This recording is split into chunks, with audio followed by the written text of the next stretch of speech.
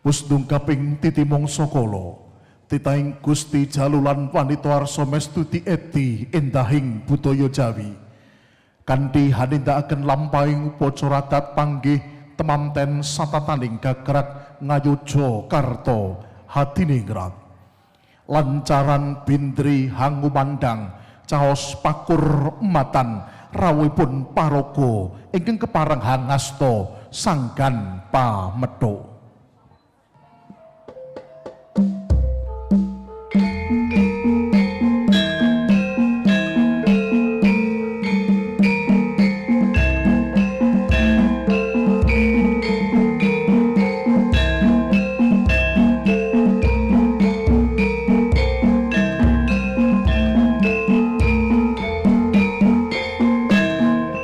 Mandang lancaran bindri yayah asung pakur matan rawuhipun paraga ingkang kepareng hangasta sanggan pamethuk temanten putri kinarya sulih sarira keluarga ageng Ibu Maria Anna Irna Juni Astuti kabiyantara sowan panjenenganipun Ibu Nina Twin Ibu Tutri hangasta sanggan pamethuk ingkang hawujud gedang raja ayu gegadangan uga temanten sakloron tansah manggih raharja rahayu sampun kepareng sowan wonten ngarsanipun Bapak Heri Basuki Twin Ibu Sri Purwanti kapasrahaken sanggan pamethuk katiti preksa Ibu Sri Purwanti jangkep serah sarana pamethuk temanten putri sanggan pamethuk ya kepareng katampi.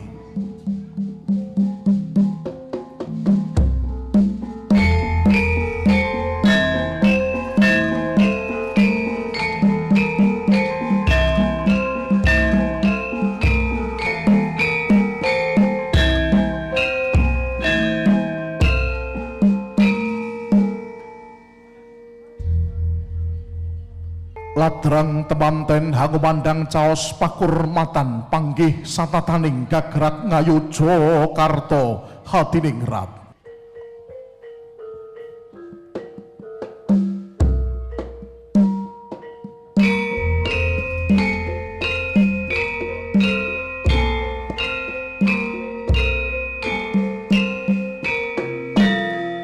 saking korining sasana pahargyan kawis tinggal tejo ingkang kinuwung Prabowo sayekti tejanira temanten kakung Marco Ramamio Tenhava ingkang kepareng kakanthi panjenenganipun Bapak Didik Twin Bapak Ida tumuju ing sasana upacara panggih temanten tanggap temanten putri kepareng miyos saking sasana wiwaha kapurwakan paraga ingkang kepareng hangasta Sekar Kembar Mayang Sekar Kalpataru Dewandaru Kalpataru Wijayandaru minangka dadya lambanging kelanggengan kalpa saking lingganing tembung langgang taru ingkang merdinipun uwit utawi tetuwuhan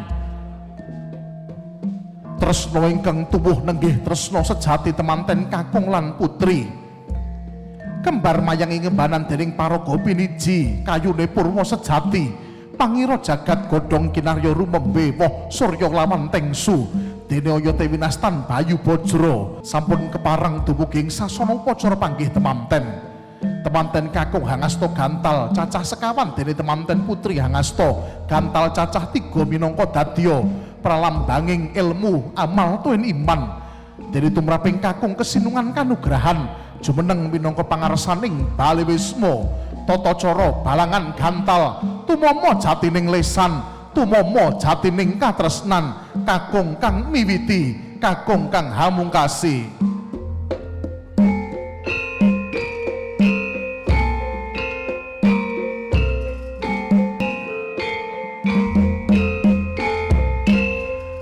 jumangkah padaning kakung mungguing ranu padha salebeting telawah tanggap temanten putri Andita Simagalam kya kepareng sesuci ampean dalem ingkang raka garwa kanthi uba rampe tirta sekaradi manca warna tirta tegese banyu minangka dadya lambanging urip lan panguripan tirta ugi minangka dadya pralambanging kawruh lan ngelmu Sesekaran Mancawarna pinilih kinarya dadya gegambaran manunggaling sedulur papat kalima pancer, siji kakang kawah, loro adi ari-ari, tiga ingkang winastan rah utawi getih, sekawan papak buser, bilih panceripun sarira rukmi temanten kekalih, tata cara hangranupada minangka dadya tandha cihna raos setya bekti temanten putri dumateng ingkang garwa.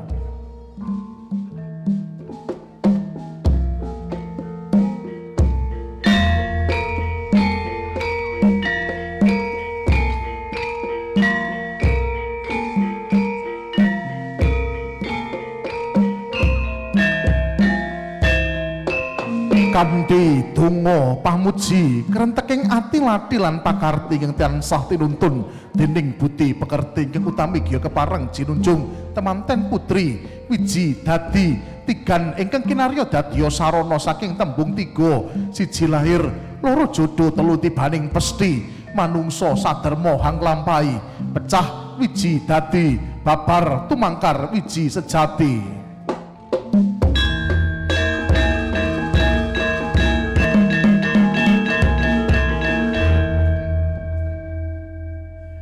Kinarya sarana tulak bolo sigra ngabyantara abdi dalem edan-edanan beksan nirbaya.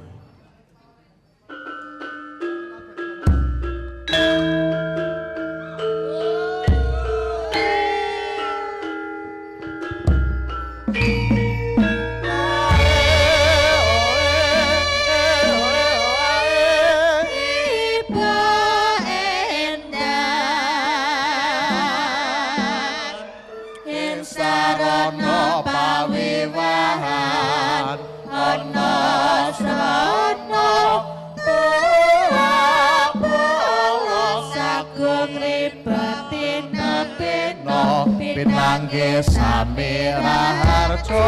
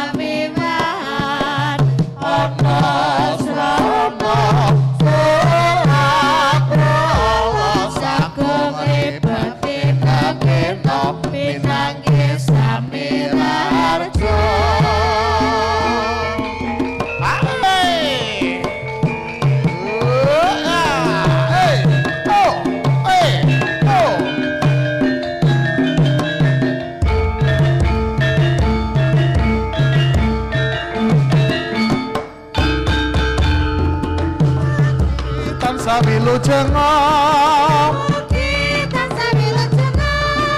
rayune sampe kala mugi tansah wilujeng rayune sampe kala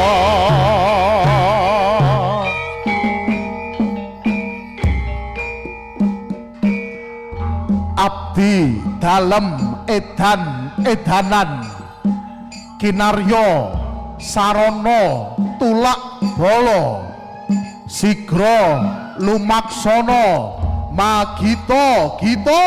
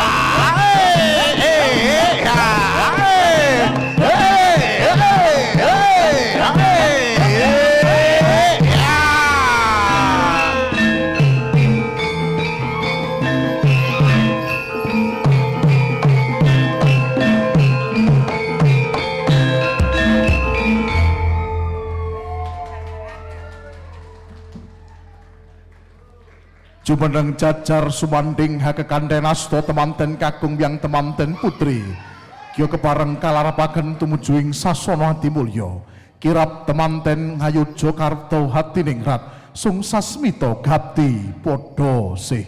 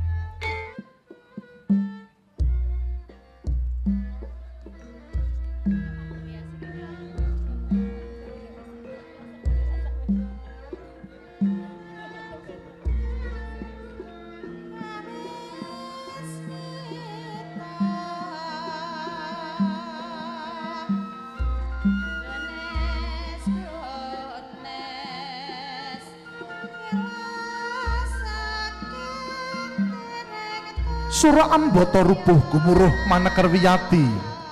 Saisining jagat isen-isening siang lawan ratri. Samyaha memuji syukur kunjuk ngarsa dalem Gusti Maha Suci. Kasembatan daup temanten kakung lan putri lenggah ing sasana Adimulya gumelar lampahing tata cara tampa kaya. Pinilih bibit ingkang bobot wiji ingkang mentes pari jagung deleotek palawija cinampur dana arta receh pon-pon dalah sekar setaman. Cacah selangkung wiji pinilih mugi temanten kakung lan putri tansah dadya jalma kang linangkung jinangkung wonten ngarsaning Gusti Maha Suci. Hanampi kayaning kakung kanthi permati datan wonten ingkang cicer sayekti minangka dadya pralambang bilih jejering putri kang geminasti tilan ngati-ati tinamping pepangkoning garwa sayekti minangka dadya pralambang bilih wijining kakung hamung pantes tinampi ing putrinipun.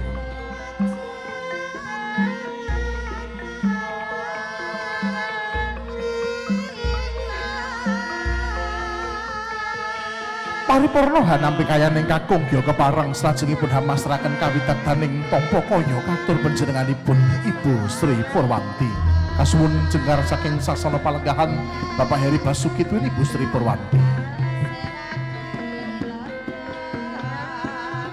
Semoga tumbuh benih-benih kebaikan yang nantinya akan bersemi, berbunga dan berbuah kebahagiaan untuk kedua mempelai. Dalam prosesi tompo koyo, mata uang kecil mengingatkan kita bahwa di dunia ini tidak ada hal besar tanpa dimulai dengan hal yang kecil.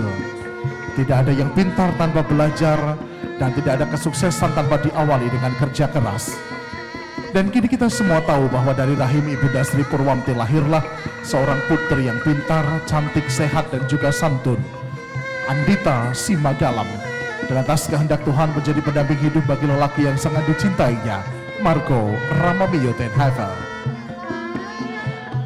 Mongko kandining tumuwuh salami wus awas eling-eling marang lukitaning alam surga di bawah telapak kaki ibu.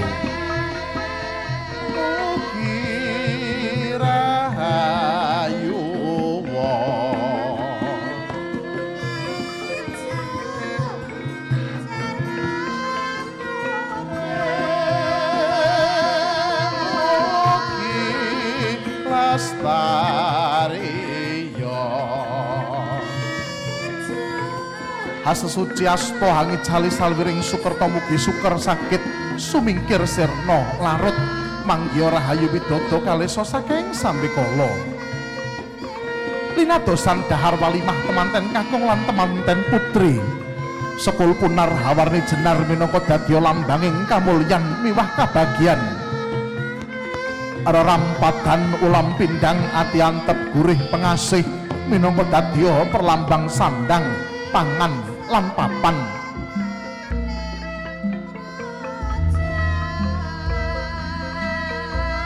Sandangan lair ingkang hawujud busana dene sandangan batin wujudipun pitutur lan wewarah wewangson tepa tulodo.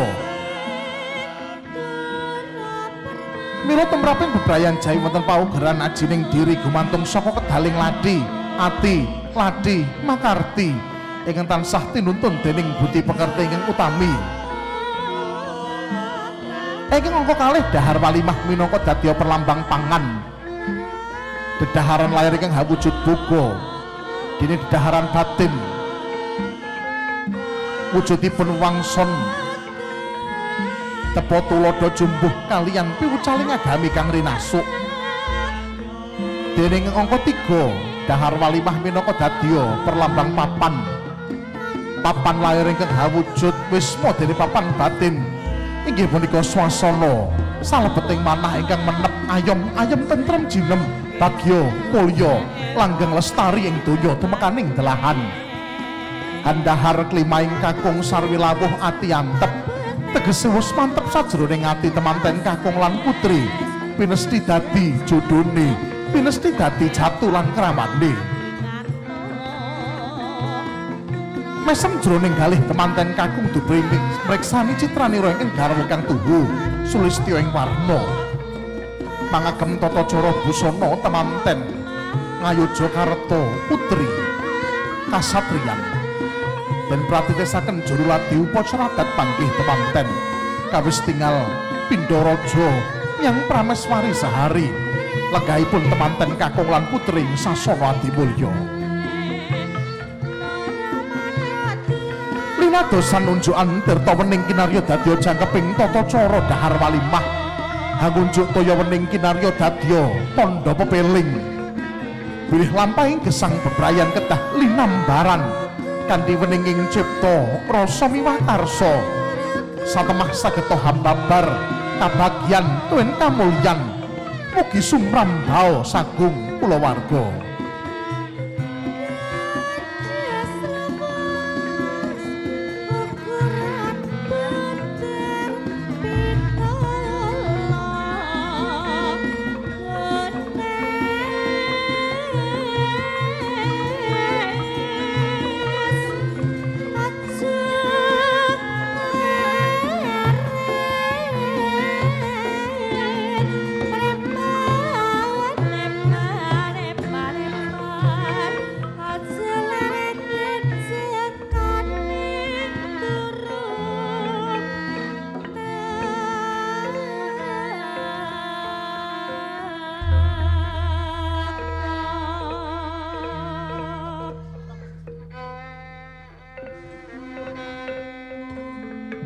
paripurna tata cara dahar walimah temanten kepareng.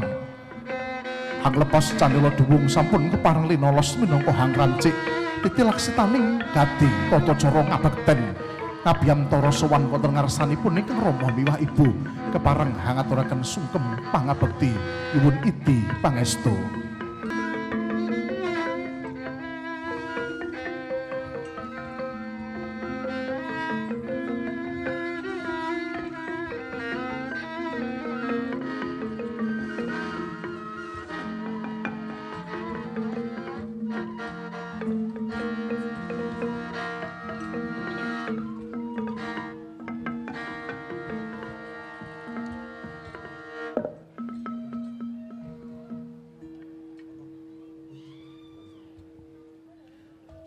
Pituture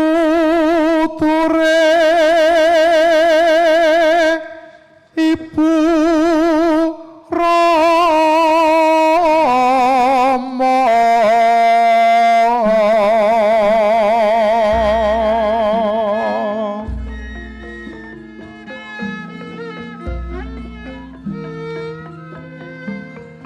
tuwin prawrada sapa sami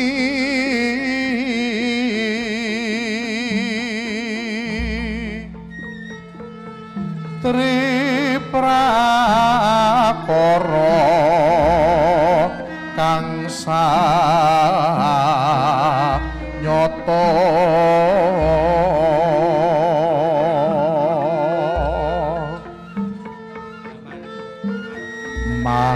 manungsa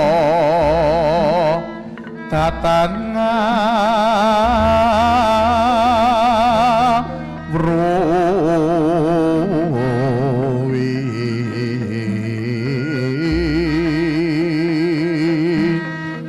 siji kabejan jati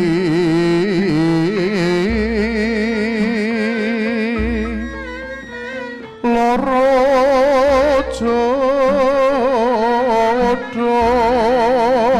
kabeh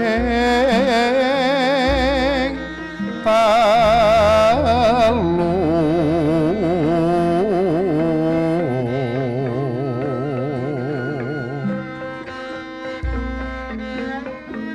pas titipane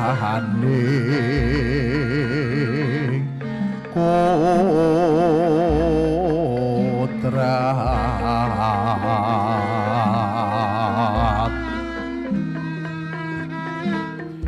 manungsa hamung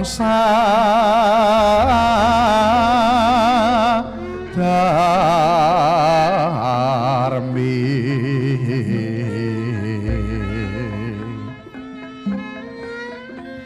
kabeh iku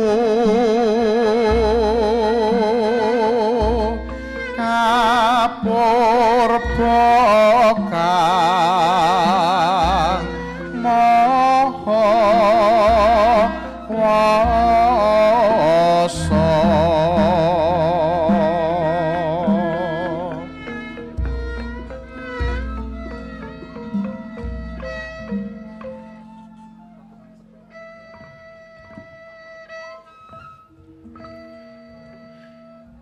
kancare sekar srinata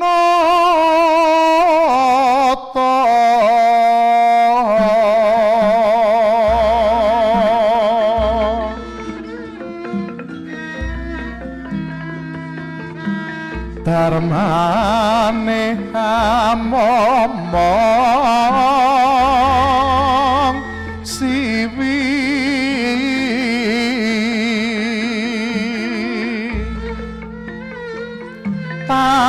tawakal sukatulodo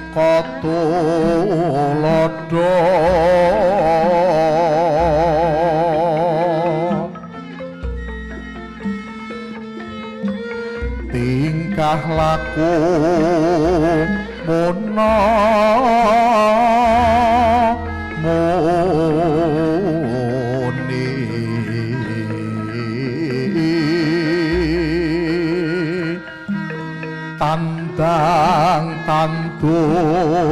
makarti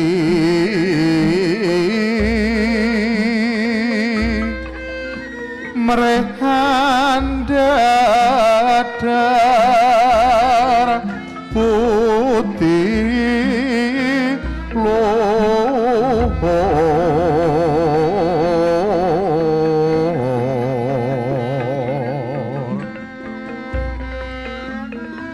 tapi prapteng dewoso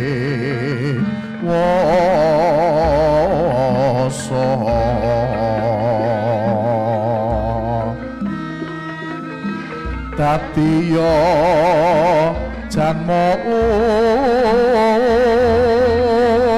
tami mongko dadi yo sumbang sing ya rano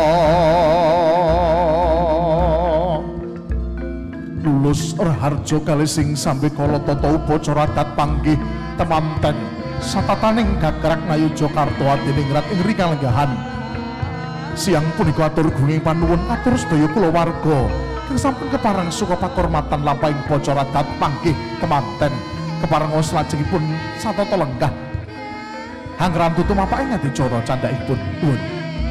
Bapak dan Ibu hadirin sekalian kami hormati, kami aturkan banyak ucapan terima kasih segenap tamu undangan dan juga keluarga telah turut serta menyaksikan memberikan penghormatan rangkaian prosesi upacara adat panggih pengantin Yogyakarta untuk Dita dan juga Margo, dan selanjutnya berkenan akan kami lanjutkan untuk sesi foto keluarga inti di pelaminan bersama dengan kedua mempelai. Terima kasih.